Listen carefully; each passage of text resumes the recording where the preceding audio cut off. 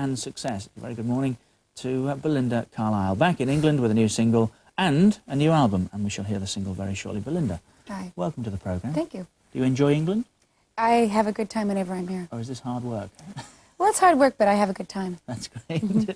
Can we briefly, I'm sure you've talked about it so many times, you're tired of doing so, but can we briefly summarise the 10 years so far in the business for you? The Go-Go's. Yeah, we formed the Go-Go's in 1978. We were very big and everywhere except for here, and broke up the band in 1984. And the Go-Go's, let's just get it, put all the pieces into place. An all-female band. Right, we wrote our own material and played it, and it was a Cinderella story. We started from nothing and didn't know how to play instruments and went to the top, really. And we were together for a long time, 6 years, and we broke up the band in 1984, and I came up with my first solo album in 85. You were just 20, 21, 22 while all this was going on, yeah? I think I started when I was about 18.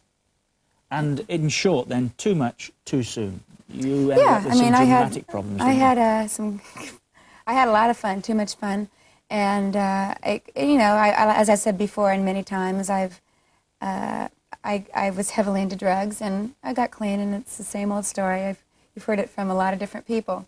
We have, but I think it's always worth hearing. It's always worth listening to the message about the getting clean. We have a strong children's audience, well, youngsters audience with us too at this time of the day. It's not glamour, is it, the world of drink and drugs? No, it's not. It's very tough. At first it was fun, and it just got out of control, and I think in the case of drugs with anybody, it's really hard to keep it recreational, and it usually turns into something that's very habit-forming. And it did with me. I never thought it would, and it did. And it was tough to get off, but I think the hardest part was being honest with myself and admitting that I had a problem. And then after that, it was easy. The message is, do not... Don't even start. Start. Don't start. It's not recreational, and it becomes, as you said, habit-forming, and it's a destroyer too, isn't it? Definitely. I was lucky that I didn't let it get that far as hitting a bottom. How did you get clean, as you say? I just stopped. I went to meetings and. But you had the desire. No one can tell you, can they? You no, have to have the desire. Everybody told me that they were concerned, but I think you have to want to quit and be honest. Like I said, being honest with oneself is sometimes the hardest thing. But and it took me a while to get to that point. After that, it was easy. I was going to meetings, and I had a support system of my husband and a lot of friends. Morgan Mason, your husband. I was going to say the rest, as they say, is history. There's a few pieces we haven't fitted in. There isn't time. We could talk all morning and miss the video, which would be unfortunate. But Belinda Carlisle has been a dramatic success on her own, hasn't she?